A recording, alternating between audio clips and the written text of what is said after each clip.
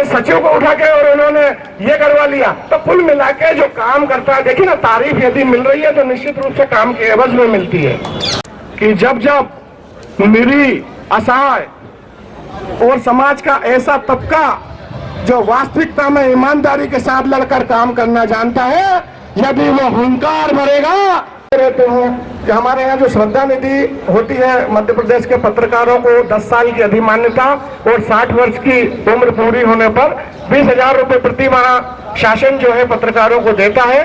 और मेरे पूर्वज डॉक्टर नवीन आनंद जोशी साहब के नेतृत्व में 100 पेंशन, सभी दूर स्वास्थ्य बीमा और भी कई चीजें हैं। हमारे महासचिव जी ने हमें एक छोटी सी सुविधा शासन देता था। यहाँ पर उपस्थित सभी साथी आए हैं, तहे दिल से सबका बहुत बहुत धन्यवाद मैं देता हूं। और आगे और वक्ता है, उन सबको भी हम सुनेंगे। जय हिंद, जय भारत। மரியாதைக்குரிய சாணவா சார் அழைத்த உடனேயே நாங்கள் அங்கிருந்து கலந்து கொள்வதற்காக வந்திருக்கிறோம்.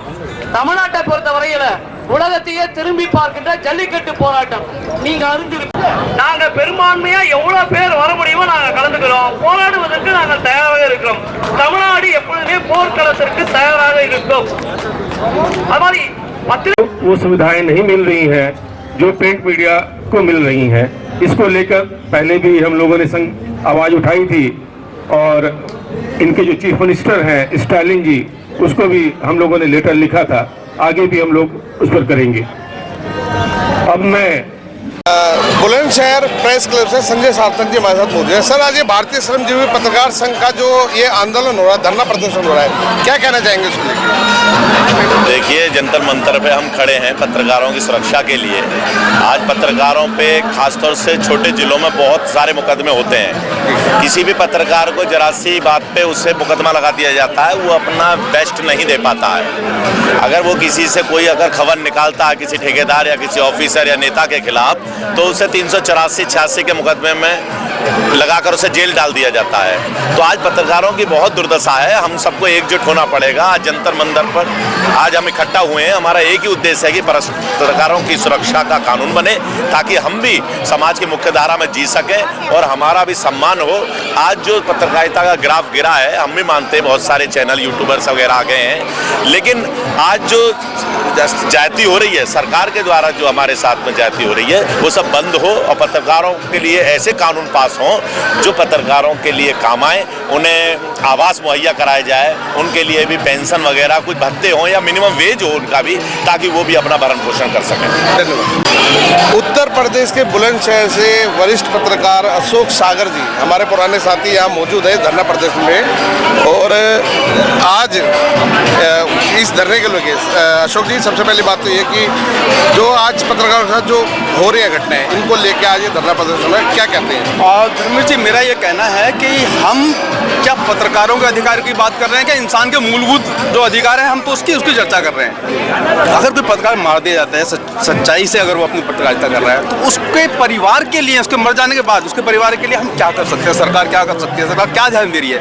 ये तो मेरे ख्याल से इंसान का मूलभूत अधिकार है।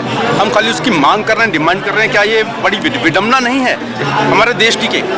और हम खुद को कहते हैं कि हम एक उन्नत देश होते जा रहे हैं। बिल्कुल, पत्रकार जो देश को तरक्की की तरफ ले जाते हैं, उनको हम एक्सपोज करते हैं, बताते हैं। हम आज पत्रकार अगर सवाल करते हैं राजनीति से तो उन्हें मार दिया जाता है।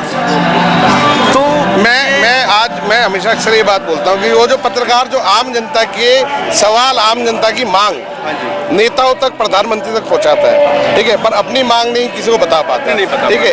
वो पत्रकार जो क्राइम रिपोर्टिंग करता है, उसकी हत्या हो जाती है, पर उसके हत्या के ऊपर कोई सवाल नहीं उठाता, कोई सवाल नहीं होता। और हम ही लोगों को इस धूप में पूरे इंडिया से आके यहाँ खड़े रहना पड़ रहा है।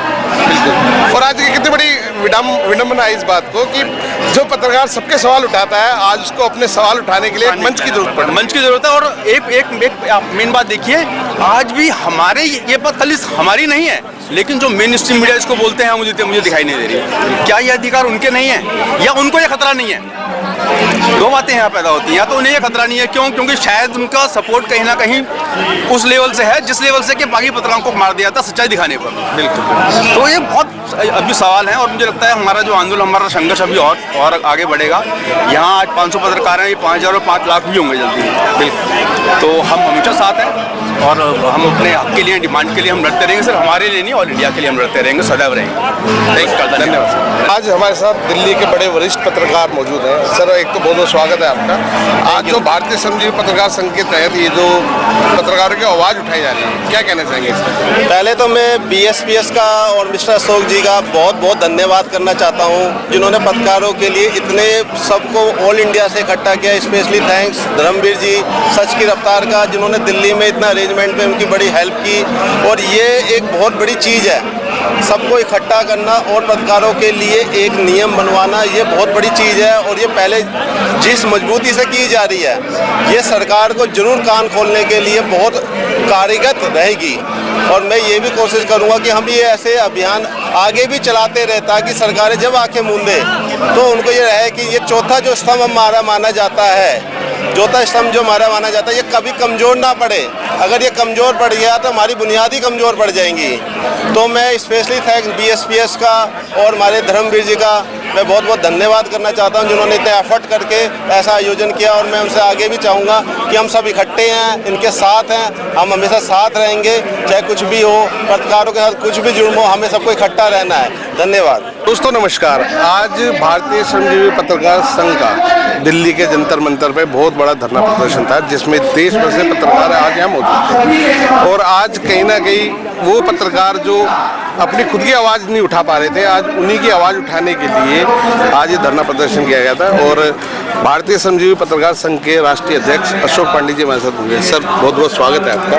Thank you. आज भारत का पत्रकारों का सबसे बड़ा आंदोलन आज जंतर मंतर पर हुआ है, क्या कहना चाहेंगे इसके? नहीं, ये आंदोलन नहीं है, ये एक शांति प्रिय धरना है कि हम देश भर के पत्रकारों की आवाज़ सरकार तक, प्रधानमंत्री तक, राष्ट्रपति तक, गृह मंत्री तक पहुंचाने का एक आयोजन है। इसके पीछे कोई राजनीतिक उद्देश्य नहीं है। पिछले 2 महीने से के अंदर लगभग 10 बड़े पत्रकारों की बीभत्स तरीके से हत्या हुई। इसमें उत्तर प्रदेश, छत्तीसगढ़, मध्य प्रदेश भी और कई राज्य शामिल हैं जहां पत्रकारों की हत्याएं हुई। तो बड़ा ही गंभीर विषय है और बड़ी चिंता है पूरे पत्रकारिता जगत में, पूरे देश में।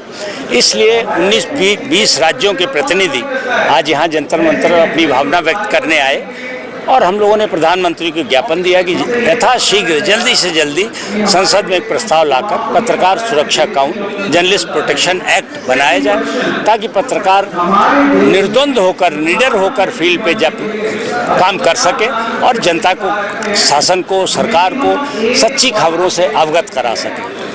सर, आज ये बड़ी विडंबना है कि पत्रकारों को अपनी मांगों के लिए धरने पर बैठना पड़ रहा है। देखिए, ये लोकतंत्र में होता है कि भाई राजा जो है वो कितना संवेदनशील है। तो जब बहुमत की सरकारें होती हैं तो हमेशा पूरी दुनिया में देखा गया, जहाँ जहाँ डेमोक्रेसी है तो बहुमत की सरकारें जो होती हैं तो उनका थोड़ा लोकहित का जो विचार होता है, लोगों को लगता है कि शायद वो उनके कारण सरकार, उन्हें ये नहीं लगता कि ये जनता जो है, इस देश की जनता, खासकर भारतवर्ष की डेमोक्रेसी जो है गांव पर आधारित है। गांव का आदमी, दिल्ली का आदमी, मुंबई का आदमी नहीं तय करता, कलकत्ते का आदमी नहीं तय करता कि देश का प्रधानमंत्री कौन बनेगा, सरकार किसी बनेगी। हिंदुस्तान के 140 करोड़ लोगों में 125 करोड़ लोग गाँव में रहते हैं। वो लोग तय करते हैं कि किस पार्टी की सरकार में। हमारा किसी राजनीतिक दल से कोई विरोध नहीं है, न किसी व्यक्ति से। हम तो ये कह रहे हैं कि भाई जो आदमी जो लोग के हित के लिए 24 घंटे अपनी जान जोखिम में डाल लेता, उस आदमी की रक्षा करना सरकार का, राजा का दायित्व है। पत्रकार संकट में, मैंने कहा ना, इस समय पत्रकार संकट में है। और जिस तरह से हत्याएं हो रही हैं, जैसे फिल्मों में बड़े बड़े माफिया लोगों की हत्याएं करते हैं, बदला लें, वैसे ही पत्रकारों की हत्याएं हो रही। पत्रकार का क्या काम? पत्रकार कोई माफिया तो है नहीं। पत्रकार तो भाई, अगर आप कुछ गलत काम कर रहे हो, आपके खिलाफ खबर लिख, आपके खिलाफ थोड़ी वो खबर तो समाज के लिए। आप गलत काम कर रहे हो, वो समाज समाज को बता रहा, शासन को बता रहा है देखिए ऐसा हो रहा है, और उसके एवज उसकी हत्या हो रही, उसकी प्रशंसा होने के बजाय कि उसने अच्छा काम किया उसकी हत्या हो रही। और हत्या होने के बाद सरकार इतनी सारी सरकारें लगभग इतनी संवेदनहीन है कि उस पर वो कुछ उनका वही नहीं होता कि भाई अपराधी तुरंत पकड़े जाएं, अपराधियों को कड़ी कड़ी सजा हो, स्पीडी ट्रायल हो उनका। आज कोई मारा जा रहा है पत्रकार तो समय बांध दो कि 100 दिन में उसको फैसला होगा, करना क्या है। लेकिन लोकतंत्र के इस चौथे स्तंभ पर संकट इसलिए है कि जो हमारे लोक सेवक हैं या जो हमारे जन सेवक हैं वो दोनों ही उदासीन हैं। इसलिए चाहे नेता हो चाहे ब्यूरोक्रेसी हो, सभी उदासीन हैं। इस उदासीनता को उनको नींद से जगाने के लिए दिल्ली के जंतर मंतर पर देश भर के पत्रकार एकजुट हुए ताकि हमारी आवाज़ ऊपर तक पहुँचे, प्रधानमंत्री तक पहुँचे, राष्ट्रपति तक पहुँचे, गृह मंत्री तक पहुँचे और सरकार हमारे लिए, पत्रकारों के लिए कुछ सोचे। हमारे साथ भारतीय श्रमजीवी पत्रकार संघ के नसरुद्दीन जी भी हैं और बड़ा लंबा सफ़र तय करके कलकत्ता से आज वो दिल्ली आई हैं इस धरने के लिए। मैम बहुत बहुत स्वागत है आपका। नमस्कार। जो आज ये जितनी भी मांगे हम लोगों ने रखी हैं, आपको क्या लगता है कि सरकार इस मांगों को सुन पाएगी या एक्सेप्ट कर पाएगी? सुन तो जरूर पाएंगे, क्योंकि जो हम लोग जंतर मंतर में यहाँ आकर इतने सारे देश भर के लोग जो यहाँ आए हैं, यहाँ पर जो हम लोग शांतिपूर्ण धरना किए, तो हम लोग जो मांग किए न्यूज़ चैनल या न्यूज़पेपर में तो उनको पता चल ही जाएगा, वो भी हमसे ही पता चलेगा। अब वो मानेंगे ये तो हम लोग बोल नहीं सकते, लेकिन हाँ उनका कान में तो ज़रूर ये बात जाएगा कि यह हो रही है, मतलब हमारा जो मांग है कहीं ना कहीं उनके दिल में तो लगेगा कि ये जायज़ है।